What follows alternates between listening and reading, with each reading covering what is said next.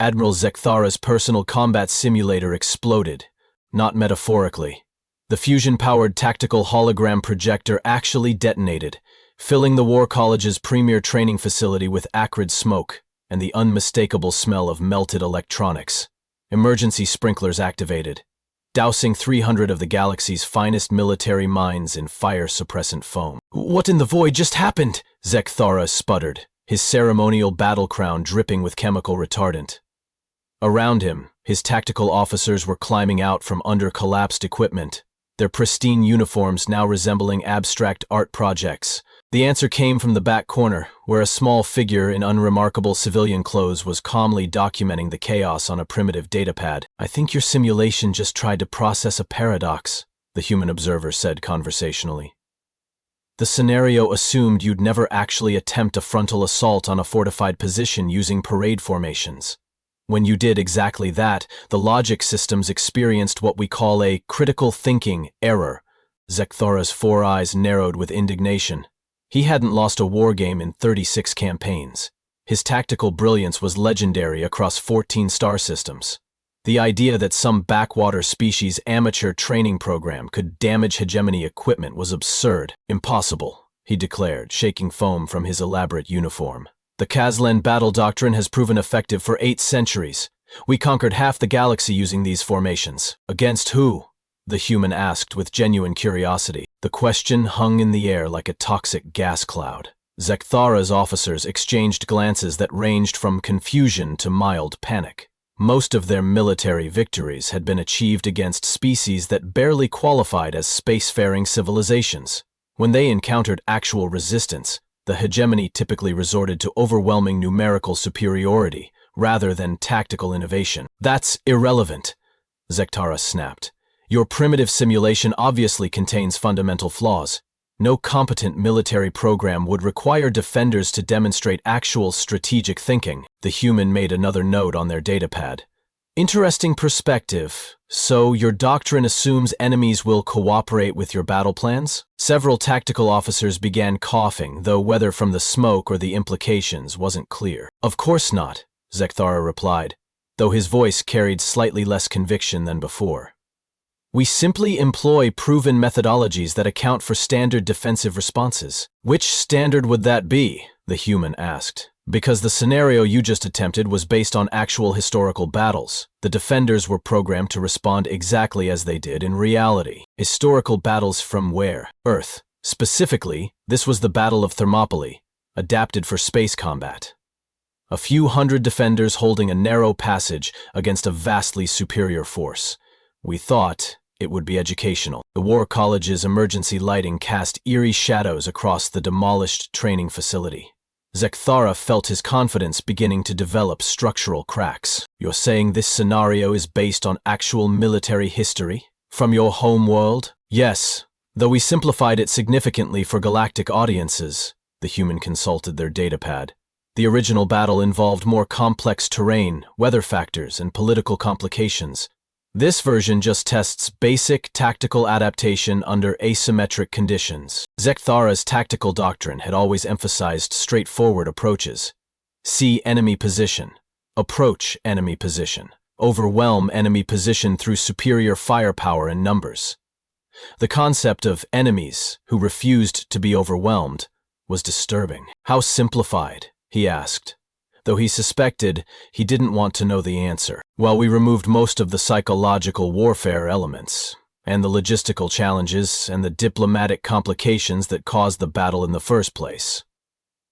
The human looked up from their notes. "Actually, we mostly just kept the geography and the basic force composition ratios." "And you consider this a beginner-level exercise?" "Not exactly beginner-level," the human replied helpfully.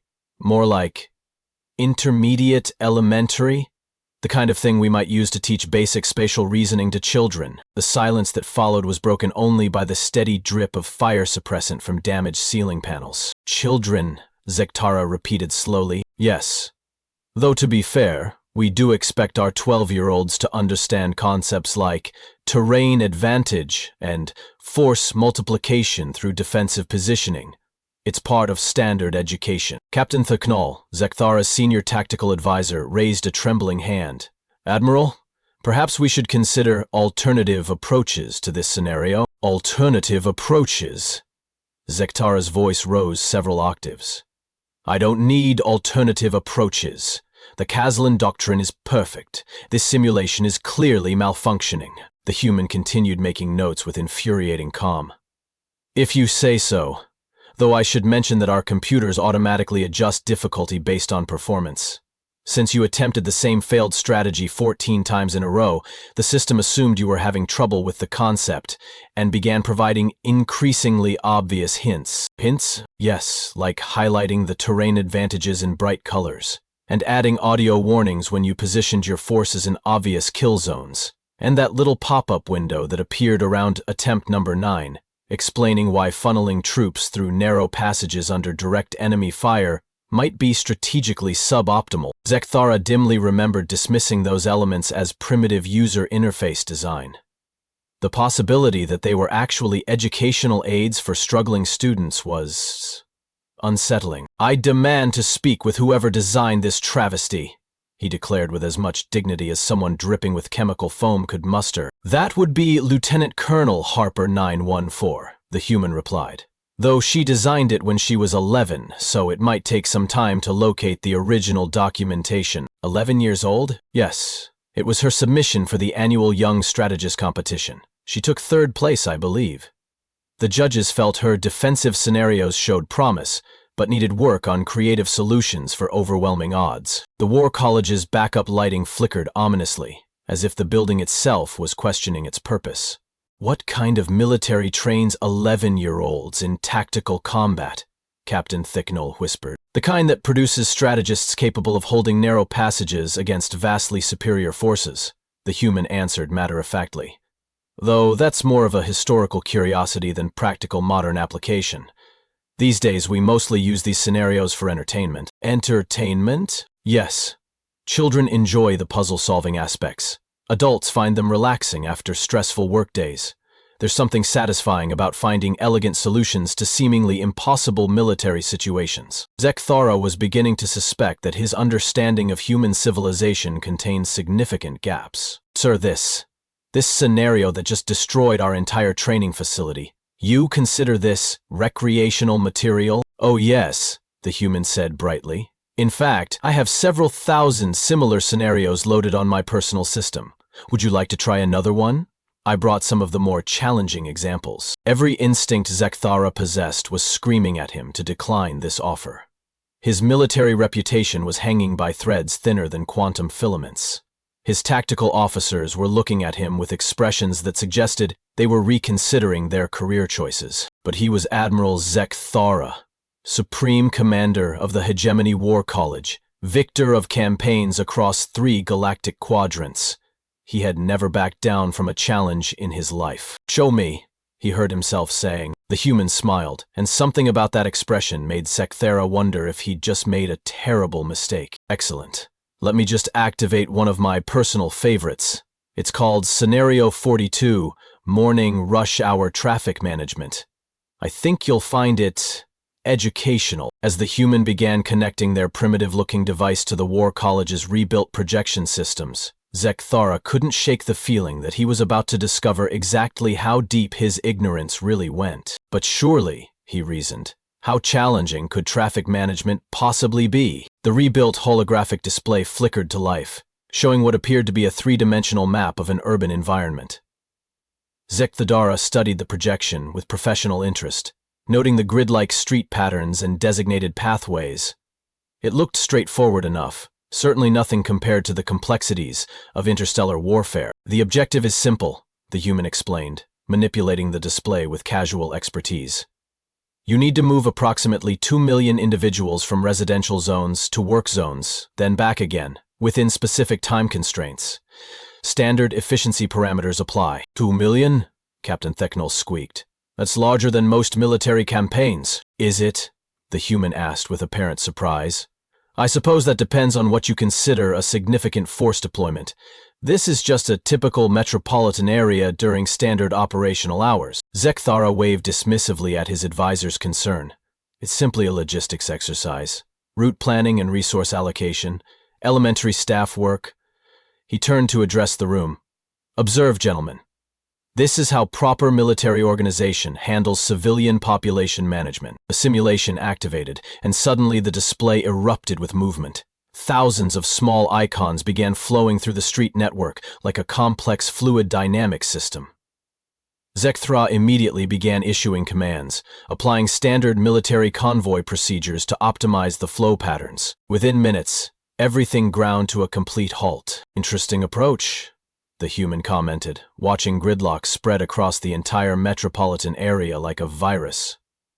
You've essentially created a siege situation, where everyone is simultaneously the besieged and the besiegers. That's impossible, Zek'thara protested, frantically trying to untangle the mess his routing decisions had created. I applied proven logistical principles. Military convoys follow designated pathways in organized formations. Yes, but military convoys don't typically include individual decision-makers who abandon their designated routes when they realize faster alternatives exist, the human pointed out. Also, your formations assume that all participants share common objectives and command structures. Of course they do. That's basic organizational theory, right, but in this scenario, each individual unit has its own destination, timeline, and priority system. Some are trying to reach medical facilities for emergencies. Others are transporting children to educational centers. Some are attempting to maximize economic efficiency, while others prioritize personal comfort. Zek'thara stared at the display, where his perfectly organized traffic patterns had devolved into something resembling abstract art, painted by someone having a seizure. How is any commander supposed to coordinate a force with conflicting objectives? That's the interesting part, the human said with genuine enthusiasm. You don't command them. You create systems that allow optimal outcomes to emerge from individual decision-making processes. That's not military doctrine. That's chaos. From one perspective, yes. From another, it's distributed intelligence, solving complex optimization problems in real time. The human reset the simulation. Would you like to see how it works when properly managed? Before Zek'thara could object, the display reactivated. This time, instead of rigid convoy routes, the streets showed subtle flow patterns that seemed to breathe and pulse organically. Traffic moved like water finding its own level, with individual units making countless micro-adjustments that somehow resulted in smooth, efficient movement across the entire system. How? Zek'thara whispered. Information transparency, incentive alignment, and emergent coordination protocols, the human replied, as if discussing the weather. Each individual receives enough systemic data to make locally optimal decisions that contribute to globally optimal outcomes. Captain Thecknell was taking notes with the desperate intensity of someone trying to document a natural disaster. Admiral, this suggests that human-civilian logistics operate on principles that our military doctrine doesn't account for distributed intelligence systems, Zek'thara finished grimly. The implications were staggering.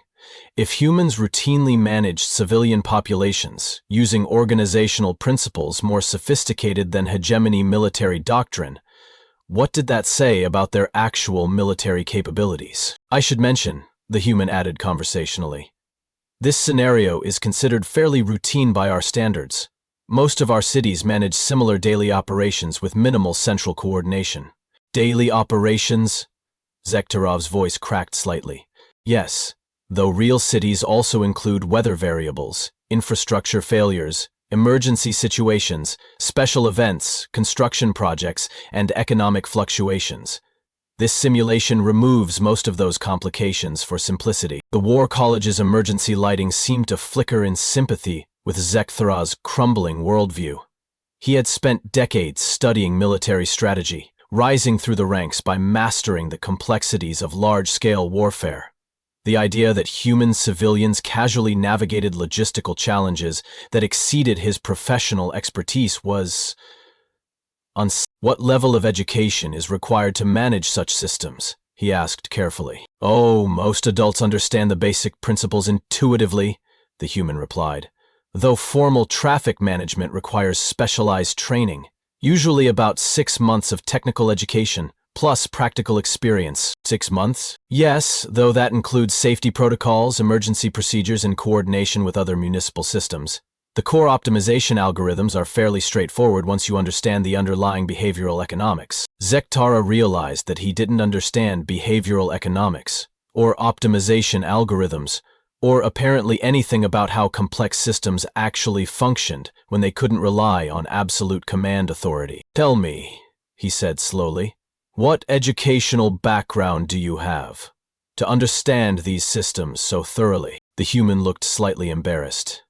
"Well, I'm not really a specialist in traffic management. My background is more in broader organizational theory." "And what would that be specifically?" "Military strategy, mostly. Though I dabble in logistics and systems analysis when situations require it." The temperature in the room seemed to drop several degrees. Zek'thara felt a cold certainty settling in his stomach like bad field rations. "Military strategy," he repeated. "Yes. Though I should probably mention that I'm here in an observational capacity only. The diplomatic corps thought it would be educational for me to see how other civilizations approach tactical training." "Educational for you?" "To observe different methodological approaches to strategic thinking," the human clarified. "We're always interested in alternative perspectives on problem solving." Zek'thara looked at the traffic management display, where millions of individual units continued their elegant dance of distributed coordination. Then he looked at the human, who was watching him with the same polite interest someone might show when observing an interesting but ultimately harmless species at a zoo. "What?" he asked with growing dread. "Is your rank?" The human smiled apologetically. "I probably should have introduced myself properly earlier. Commander Hayden 862 Human Strategic Command. Though please call me Hayden. I prefer to keep things informal during educational exchanges." The silence that followed was broken only by the sound of Captain Thethnal's datapad hitting the floor. But that wasn't the shocking part. Part 2. The escalation expanded. Commander Hayden 862 disconnected her previous simulation and began loading something new. "Since we're being properly introduced now, perhaps we should try something a bit more representative of standard human problem-solving approaches." The holographic display shifted, showing what appeared to be an identical urban environment. Zek'thara squinted at the projection, trying to identify what made this scenario different from the traffic management disaster he'd just experienced. "This looks exactly the same," he observed. "Similar geography, yes. But this is Thursday Morning Commute, Psychological Dynamics Edition." Hayden's fingers danced across her control interface with casual precision. "It includes some additional variables that weren't present in the basic logistics version." "What kind of variables?" "Human behavior under stress, information asymmetry, competitive resource allocation, and what we call rolling crisis management. Think of it as traffic management when everyone's having a bad day and 3 separate infrastructure failures are occurring simultaneously." Captain Thethnal scrambled to retrieve his datapad. "Admiral, perhaps we should reconsider this approach. Our systems are still recovering from the last simulation." Zek'thara waved him off with forced confidence. "Nonsense. How difficult can morning transportation be? We've just established the basic principles." Hayden smiled, and something about that expression made several tactical officers step backward involuntarily. "Oh, I think you'll find this quite educational. Shall we begin?" The simulation activated, and immediately Zek'thara could see the difference. The flowing traffic patterns from before were replaced by something that looked like organized chaos. Individual units were making aggressive movements, forming temporary alliances, abandoning cooperative behavior when it suited their purposes, and adapting their strategies in real time based on constantly changing conditions. "What's happening?" Zek'thara demanded, as his attempts to impose order resulted in increasingly chaotic outcomes. "Well, let's see." Hayden consulted her readouts. "Highway 495 is experiencing rolling slowdowns due to rubbernecking around a minor accident. The metro system just announced service delays on 3 lines. School zones are implementing modified traffic patterns for a district-wide testing day. And someone called in a suspicious package report near the main financial district." "Yes, sir. A past suspicious package. False alarm, but the response protocols still need to be implemented. Oh, and it's raining. which reduces visibility and increases following distances by approximately 15%. Zek'thara watched his carefully planned transportation grid dissolve into what could only be described as controlled warfare. Individual units were forming convoys, executing flanking maneuvers around blockages, establishing temporary supply lines through residential areas, and engaging in sophisticated information warfare about alternative routes. "This is military tactics," he breathed. "Is it?" Hayden asked with apparent interest. "I suppose there are some similarities, though most of our civilians don't think of their morning drive as a military exercise. They're engaging in deception operations. Look, that group is broadcasting false information about road conditions to discourage others from using their preferred route. Traffic apps do tend to create interesting behavioral dynamics," Hayden agreed. "Though that's fairly standard competitive optimization, nothing too sophisticated." "Standard?" Zek'thara's voice climbed several octaves. "They're executing multi-layered information campaigns while simultaneously coordinating complex logistical movements under time pressure with limited resources. Yes, that's a fairly accurate description of getting to work on time." The War College's environmental systems were struggling to process the stress hormones being released by 300 military officers, watching their understanding of civilian logistics being systematically demolished. "Commander Hayden," Captain Thacknell ventured carefully, "what level of education does the average human civilian receive in strategic thinking?" "Strategic thinking?" Hayden looked puzzled. "We don't really teach strategic thinking as a separate subject. It's more of a basic life skill, like pattern recognition or resource management." "Basic life skill," Zek'thara repeated numbly. "Yes. Most children develop these capabilities naturally through gameplay and social interaction. Formal education focuses more on specialized applications, engineering, medicine, legal analysis, that sort of thing." The simulation continued its controlled chaos while Zek'thara tried to process the implications. Human children develop strategic thinking as a basic life skill. Their civilians routinely navigated logistical challenges that exceeded professional military training. Their morning commute resembled advanced tactical exercises. "Admiral," interrupted Lieutenant Voxmar, one of his junior tactical analysts, "I'm monitoring the individual decision-making patterns in this simulation. These civilian units are demonstrating what appears to be predictive modeling capabilities." "Predictive modeling?" "Yes, sir. They're not just reacting to current conditions. They're anticipating future developments and adjusting their routes based on probability calculations. Watch this cluster here." Voxmar highlighted a group of traffic units. "They're avoiding an area that currently shows optimal travel times because their behavioral algorithms predict congestion will develop there within the next 15 minutes. Hayden nodded approvingly. "Good observation. Most navigation systems incorporate machine learning protocols that analyze historical patterns, current conditions, and predictive modeling to optimize route selection. It's fairly standard technology." "Machine learning protocols," Zek'thara whispered. "In civilian transportation?" "Well, yes.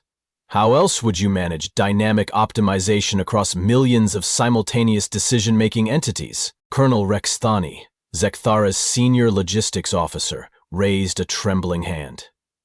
"Commander Hayden, are you suggesting that human civilians routinely operate personal vehicles equipped with artificial intelligence systems?" "Artificial intelligence?" Hayden looked confused. "Oh, you mean the navigation aids? I suppose they do use adaptive algorithms and pattern recognition, though most humans don't think of that as artificial intelligence. It's just helpful technology, like having a really good map that updates itself." The implications crashed over the assembled officers like a tidal wave of professional inadequacy. Human civilians possessed personal transportation systems with AI capabilities that exceeded most hegemony military equipment. Their morning commute involved coordination technologies that the hegemony classified as advanced strategic resources. "Let me try a different approach," he announced with desperate determination.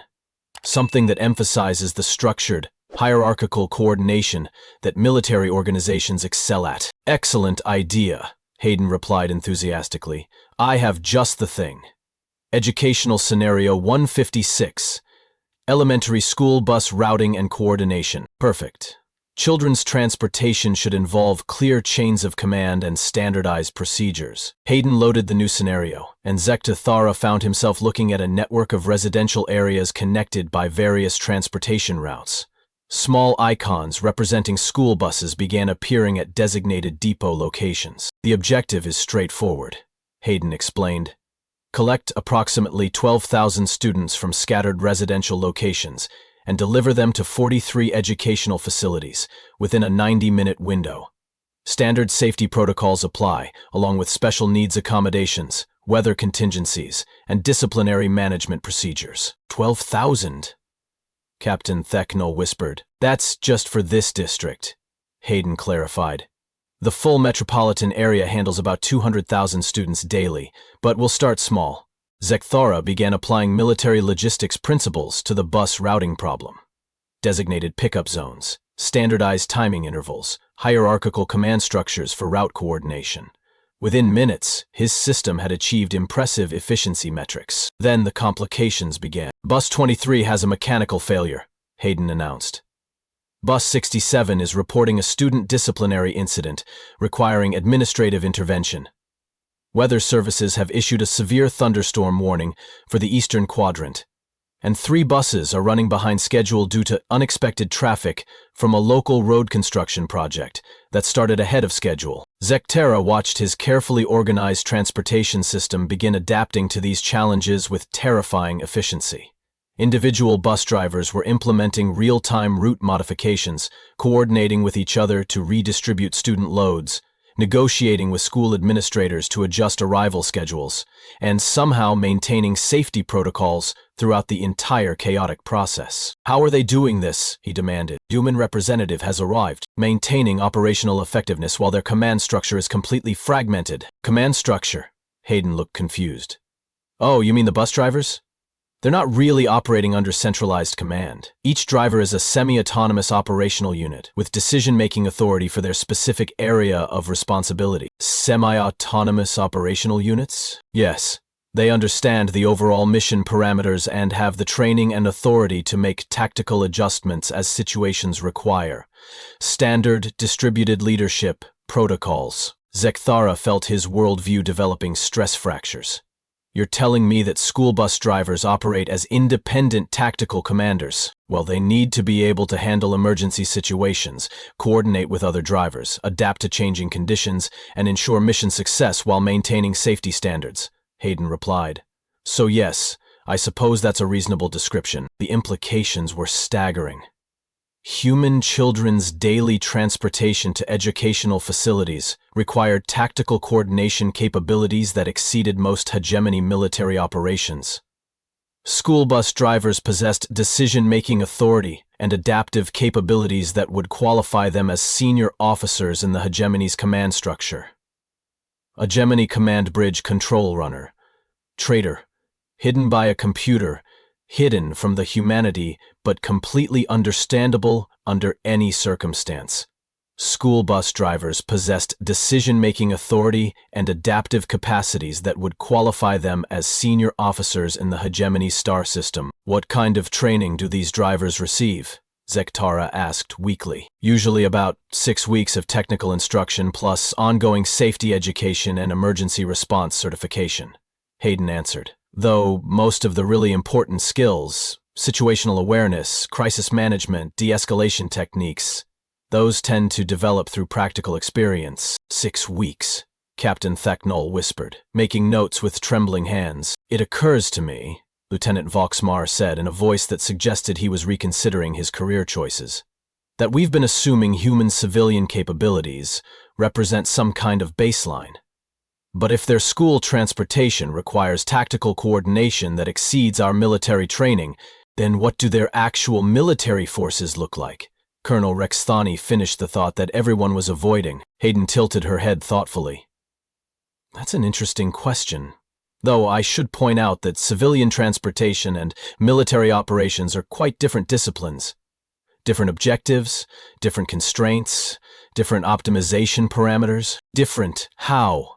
Zek'thara asked, though he suspected he didn't want to know. Well, civilian systems prioritize efficiency, safety, and cost-effectiveness while operating under peaceful conditions with cooperative participants, Hayden explained.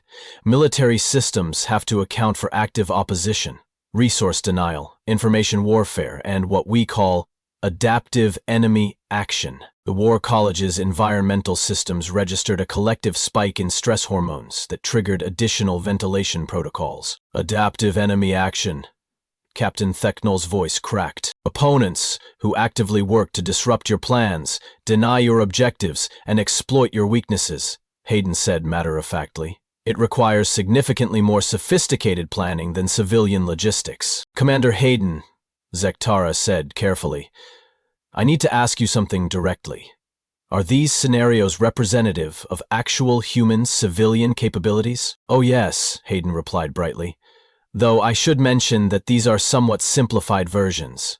Real-world operations include additional complications that we removed for training purposes. What kind of complication? Weather, equipment failures, personnel shortages, budget constraints, political interference, regulatory compliance, union negotiations, and what we call Murphy's Law contingencies. Murphy's Law, the principle that anything that can go wrong will go wrong at the worst possible time in the most inconvenient way. Hayden paused thoughtfully. Actually, that reminds me. These scenarios I've been showing you, I should probably mention that I designed most of them during my undergraduate studies. The War College fell silent except for the hum of environmental systems and the quiet sound of 300 military careers being reevaluated. Undergraduate studies? Zek'thara's voice was barely a whisper. Yes, I was working on my degree in applied systems theory with a focus on large-scale coordination dynamics. These traffic and logistics scenarios were part of my senior thesis project on emergent organization in complex adaptive systems. Senior thesis project. Though to be completely honest, the school bus routing simulation was actually something I designed when I was bored during detention in secondary school. My instructor said it showed promise and suggested I expand it for my university coursework. The silence that followed was profound enough to qualify as a natural phenomenon. Detention, Zek'thara repeated. Yes. Disciplinary study hall for students who violated minor academic regulations. I had to sit quietly for 3 hours with nothing to do except think about organizational efficiency problems. Hayden smiled apologetically. I was 15 at the time. Captain Zek'thara made a small choking sound. Sir, when you say this scenario showed promise, Zek'thara began. My instructor thought it demonstrated adequate understanding of basic systems coordination for someone my age, Hayden explained, though she noted that it needed more sophisticated modeling of human behavioral variables and better integration of crisis management protocols. Zek'thara stared at the school bus simulation, where 15-year-old detention work was systematically outperforming every tactical principle he'd spent decades mastering. Commander Hayden, he said slowly, exactly how old are you now? 23, she replied cheerfully. Why do you ask? And that's when every alarm in Zek'thara's brain finally started screaming. The alarms screaming in Zek'thara's brain were nothing compared to the actual alarms that began wailing throughout the War College facility moments later. Emergency lighting activated, bathing the demolished training center in pulsing red warnings as automated systems detected what they classified as catastrophic educational failure. Computer, silence alarms, Zek'thara commanded weakly. Unable to comply, the facility's AI responded in its maddeningly calm voice. Current pedagogical metrics indicate systematic doctrinal collapse exceeding safety parameters. Recommend immediate academic evacuation procedures. Commander Hayden looked around with mild interest as 300 of the galaxy's finest military minds sat in stunned silence amid the chaos of emergency protocols. Is this normal behavior for your training systems? No, Captain Zek'thara whispered. The safety protocols only activate when our foundational military principles are proven inadequate. Ah, Hayden made a note on her datapad. That's actually quite clever. Built-in quality assurance for educational effectiveness. We should consider implementing something similar in our own systems. Commander Hayden? Zek'thara said, his voice carrying the careful tone of someone approaching a dangerous precipice. I need to understand something. You mentioned that you're 23 years old, and these scenarios represent your undergraduate work. That's correct, and you hold the rank of Commander in Human Strategic Command. Yes, though I should clarify.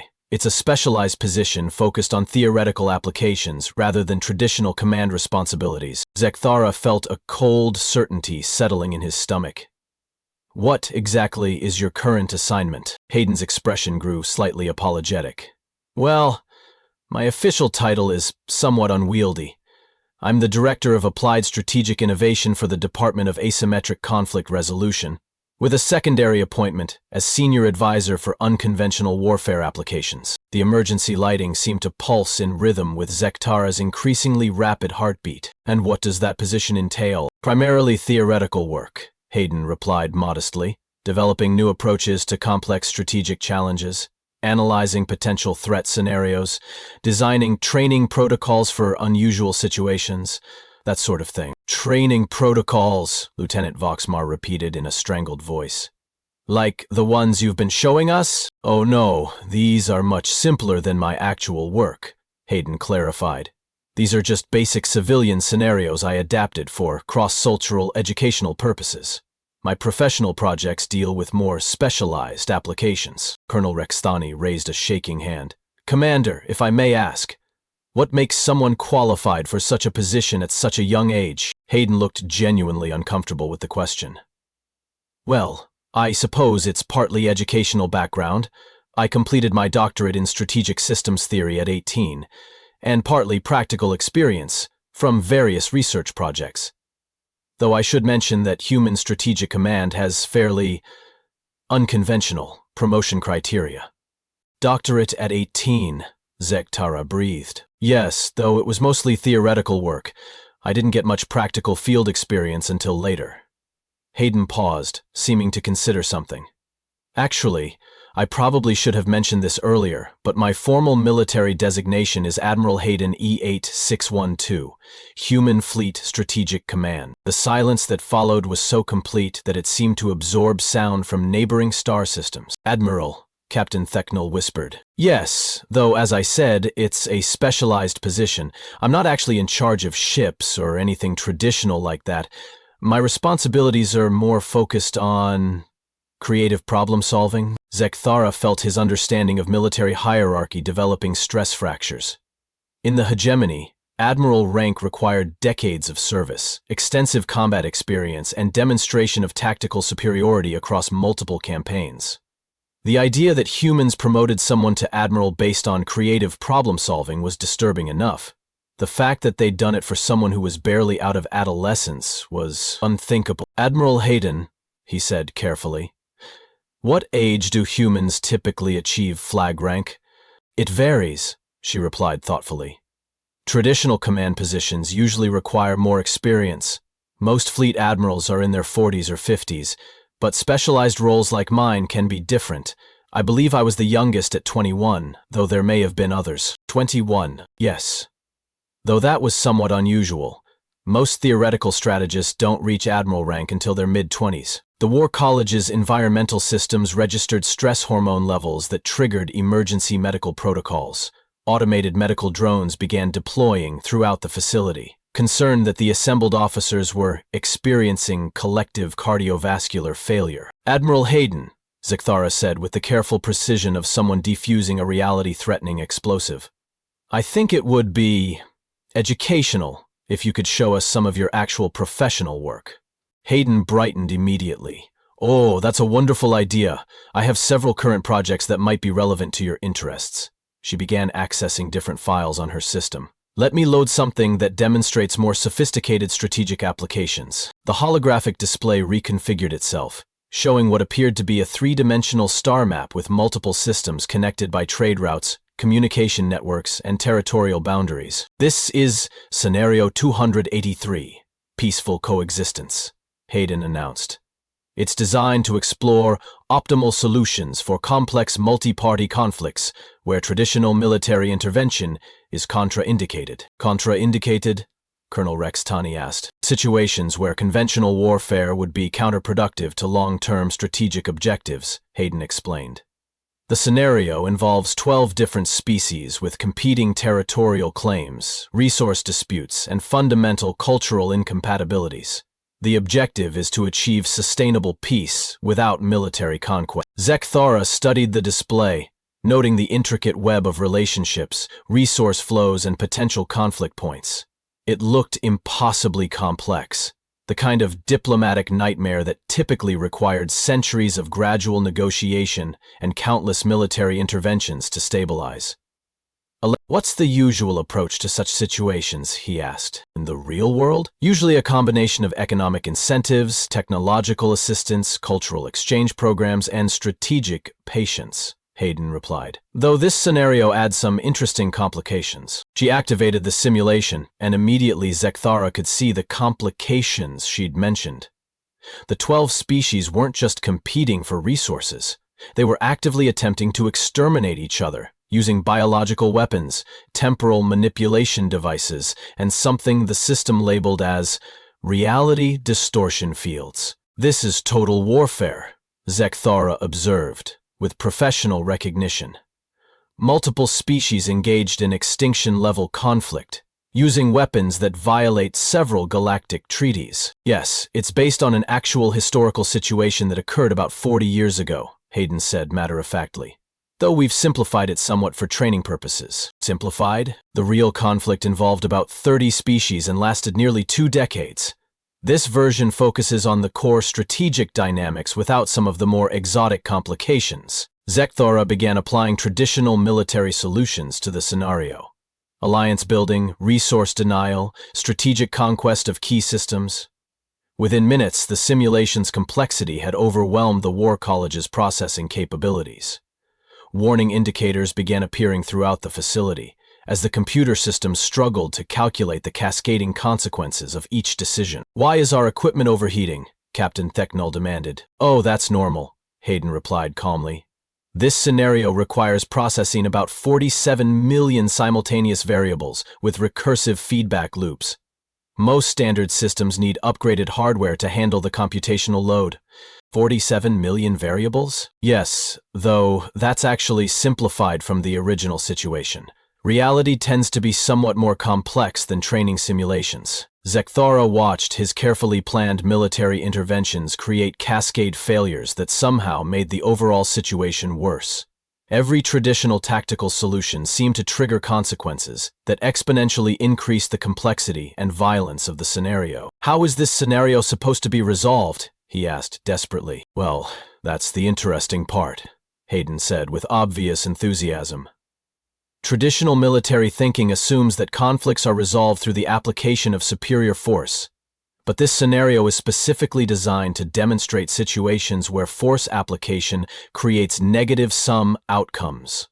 Negative-sum outcomes. Situations where everyone loses. Where military victory becomes strategically meaningless because the cost of winning destroys the value of what you're fighting for." Lieutenant Voxmar was monitoring the simulation's progression with growing alarm. "Admiral Hayden, our systems are showing solution pathways that shouldn't be mathematically possible. The conflict resolution algorithms are calculating outcomes that violate basic strategic principles." "Oh, you must be seeing the diplomatic cascade effects," Hayden replied. "Those can be counterintuitive if you're not familiar with non-zero-sum game theory, non-voice-of-sum game theory. Strategic frameworks where cooperation produces better outcomes for all parties than competition," Hayden explained. "It requires abandoning assumptions about finite resources and zero-sum conflicts." Zek'thara felt something fundamental shift in his understanding of strategy. The hegemony's entire military doctrine was based on zero-sum thinking. Victory meant defeat for the enemy. Conquest meant loss for the conquered. Strength meant weakness for opponents. The idea that conflicts could be resolved through frameworks where everyone benefited was alien. "Admiral Hayden," he said slowly, "what kind of training do human military officers receive in these alternative approaches?" "Oh, non-zero-sum strategy is fairly basic coursework," she replied. "Most officers study it during their undergraduate programs. Along with complexity theory, systems dynamics, and behavioral economics, it's considered foundational knowledge for any serious strategic work. Foundational knowledge, yes. You can't really understand modern warfare without understanding when not to fight, Hayden said matter-of-factly. Some of our most successful military operations involve convincing potential enemies that cooperation serves their interests better than conflict. The implications crashed over Zek'thara like a tidal wave of professional obsolescence. Human military training included strategic frameworks that the hegemony had never even conceived of. Their officers routinely studied approaches to conflict that treated war as one option among many, rather than the ultimate solution to disagreement. Admiral, Colonel Zek'thara asked in a voice that suggested he was reconsidering his life choices. What do humans consider to be the most challenging strategic problems? Hayden paused thoughtfully. That's a good question. I suppose it depends on what you mean by challenging. This scenario we're running, the multi-species extinction conflict, most of our strategic planning staff would consider it moderately complex, suitable for weekend entertainment or casual professional development. Weekend entertainment, Zek'thara repeated numbly. Yes. It's the kind of problem that's intellectually stimulating without being overly stressful. Good for keeping strategic thinking skills sharp during downtime. Captain Zek'thara made a sound that might have been sobbing. The really challenging problems, Hayden continued with growing enthusiasm, involve situations with incomplete information, hostile artificial intelligences, temporal paradoxes, or what we call existential threat scenarios. Those require specialized training and significant computational support. Zek'thara stared at the simulation where humanity's weekend entertainment was systematically outperforming every strategic principle the hegemony had developed over 8 centuries of galactic conquest. Admiral Hayden, he said with the careful precision of someone whose worldview was collapsing in real time, I think we need to have a very different conversation. And that's when he realized he'd been playing against humanity's youngest strategic genius with the tactical equivalent of children's toys. The silence in the war college stretched until it achieved the density of a small neutron star. Admiral Hayden Zek'thara still couldn't process that someone barely older than his junior cadets held flag rank, was patiently waiting for his response while the simulation continued demonstrating strategic concepts that violated every principle of warfare he'd ever learned. Admiral Hayden, he said finally, his voice carrying the hollow tone of someone whose professional foundation had been systematically demolished. I need to ask you something directly, and I need you to answer with complete honesty. Of course, what we've been seeing, these civilian scenarios, these training exercises, these weekend entertainment simulations, where do they rank compared to actual human military capabilities? Hayden tilted her head thoughtfully, as if considering how to explain something complex to a child. That's actually quite difficult to answer. You're asking me to compare theoretical educational tools with operational military doctrine? Try. Well, she began carefully. Imagine you asked me to compare a children's mathematics textbook with the engineering principles used to design faster-than-light drive systems. They're related, but the complexity differential makes direct comparison somewhat meaningless. Zek'thara felt his cardiac organs skip several beats. Are you saying that everything we've seen represents elementary education? Not elementary, no. More like intermediate undergraduate coursework.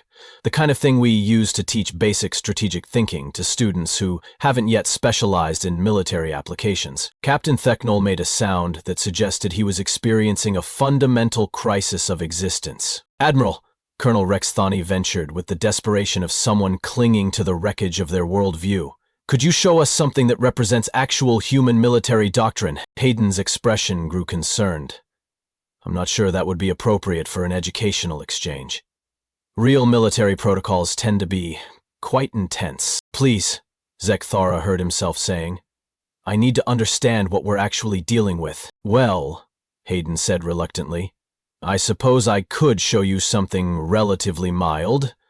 Let me load what we call a tactical meditation exercise. She accessed a different set of files, and the holographic display reconfigured to show what appeared to be a standard galactic sector with normal trade routes, inhabited systems, and routine military installations. This scenario is called achieving strategic objectives without kinetic engagement, Hayden explained. It's designed for officers who need to practice thinking beyond conventional warfare applications. What's the objective? Zek'thara asked. Complete pacification of this sector within 1 standard year, using no direct military action and maintaining plausible diplomatic cover throughout the operation. Zek'thara studied the display. The sector contained 12 inhabited systems, 3 major trade hubs, and what appeared to be a significant military presence. Achieving complete pacification would typically require massive fleet deployments, orbital bombardments, and years of occupation forces. How is that possible without military action? Oh, there are several approaches, Hayden replied with academic enthusiasm. Economic integration, technological dependency, cultural influence, information management, strategic alliance restructuring. The key is understanding that military force is just one tool among many for achieving strategic objectives. She activated the simulation, and Zek'thara watched in fascinated horror as the scenario began demonstrating what humans apparently considered non-kinetic engagement. Trade agreements that created economic dependencies, technology transfers that established infrastructure vulnerabilities, cultural exchange programs that subtly influenced local decision-making processes. This is psychological warfare, he breathed. Psychological is such a limited term, Hayden mused. I prefer to think of it as comprehensive strategic influence. You're not just targeting minds. You're restructuring entire civilizations' fundamental assumptions about their own interests. Their own interests? Yes. The most effective strategic operations convince target populations that compliance serves their personal benefit better than resistance. They choose cooperation because it genuinely improves their lives, not because they're being coerced. Zek'thara watched the simulation demonstrate techniques that were simultaneously more sophisticated and more terrifying than anything in his military education. Entire species were being systematically converted from potential enemies into willing allies through approaches that made traditional conquest look crude and inefficient. Admiral Hayden, Lieutenant Voxmar asked in a strangled voice. How long does this conversion process typically take? It varies, depending on species psychology and cultural complexity, Hayden replied. Anywhere from 6 months to 2 years for complete integration. Though most populations begin showing cooperative behavior within the first few weeks once they understand the benefits. 6 months, Zek'thara whispered. Yes, though that's for civilian populations. Military organizations often require more specialized approaches, since they're trained to resist conventional influence techniques. The implications were staggering.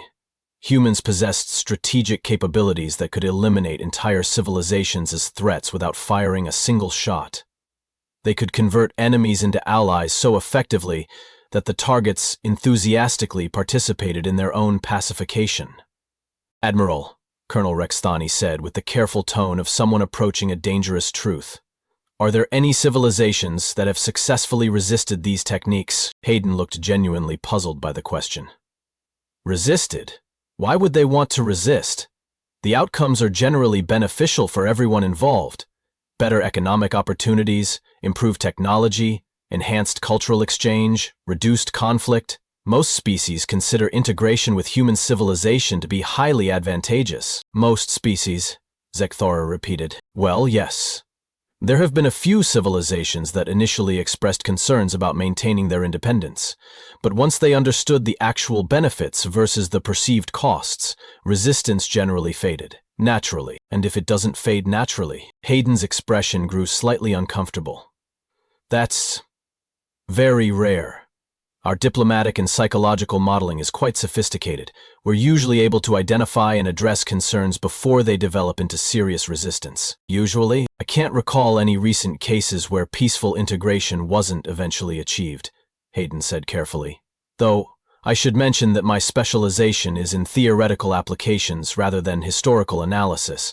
The War College's environmental systems were struggling to process the stress hormones being released by 300 military officers, simultaneously experiencing existential career crises. Admiral Hayden, Zek'thara said with the precision of someone defusing a reality-threatening explosive, What do humans consider to be the most challenging aspect of galactic warfare? Galactic warfare? Hayden looked surprised. Well, I suppose the biggest challenge is making it interesting.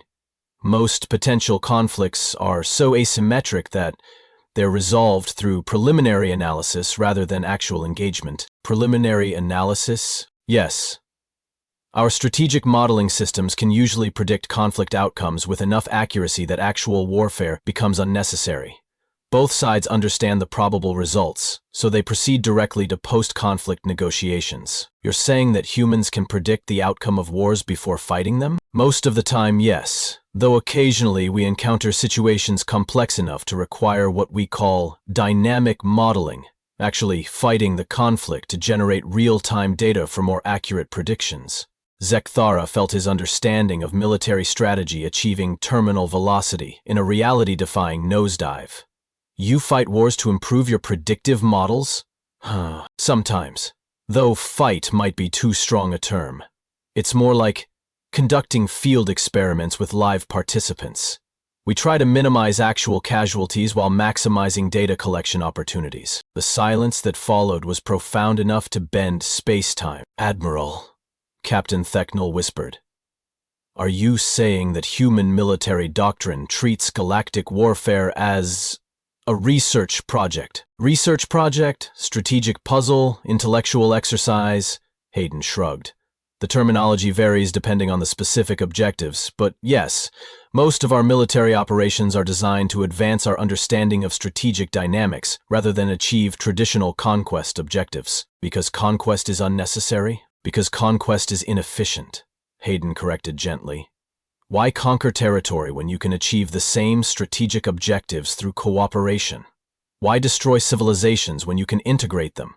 Why fight wars when you can predict their outcomes and proceed directly to optimal post-conflict arrangements?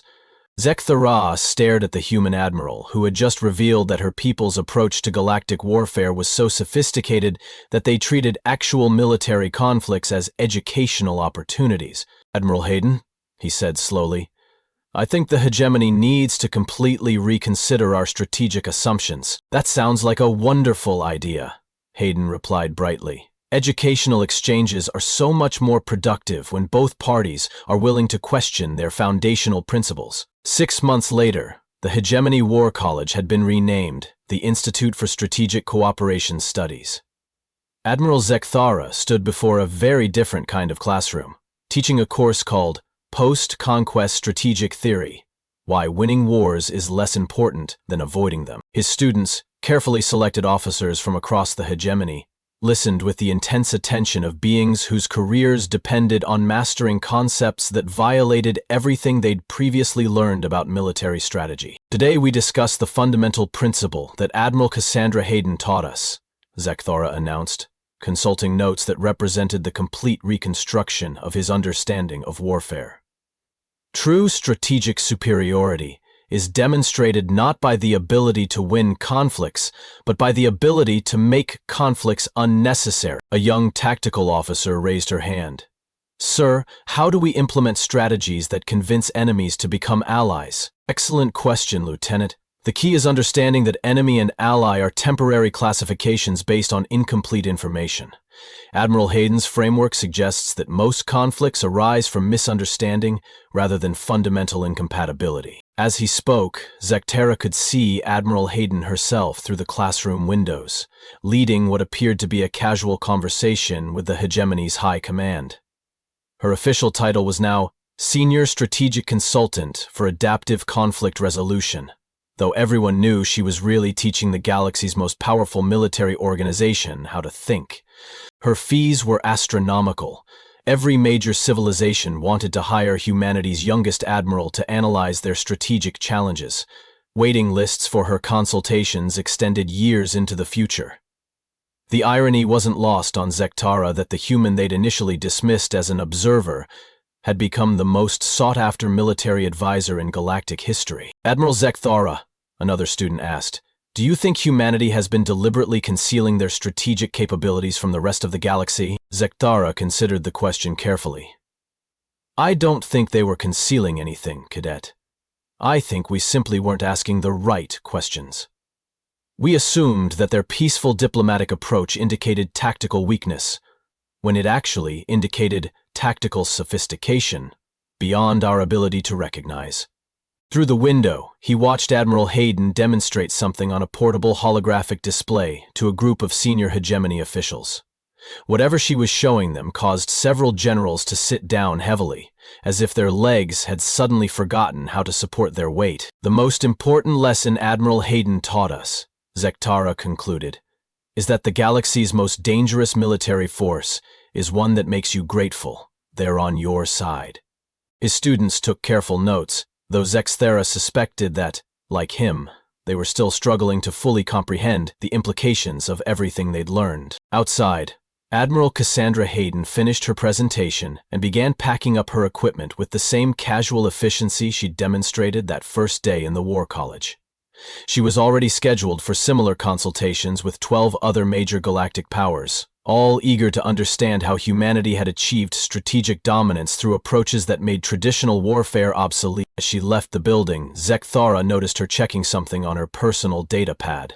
Probably scheduling her next educational exchange, he thought, or perhaps designing new scenarios for her growing collection of strategic simulations. The thought of what humanity's real military capabilities might look like, beyond the weekend entertainment scenarios that had destroyed his understanding of warfare, still kept him awake at night, but at least now he was asking better questions.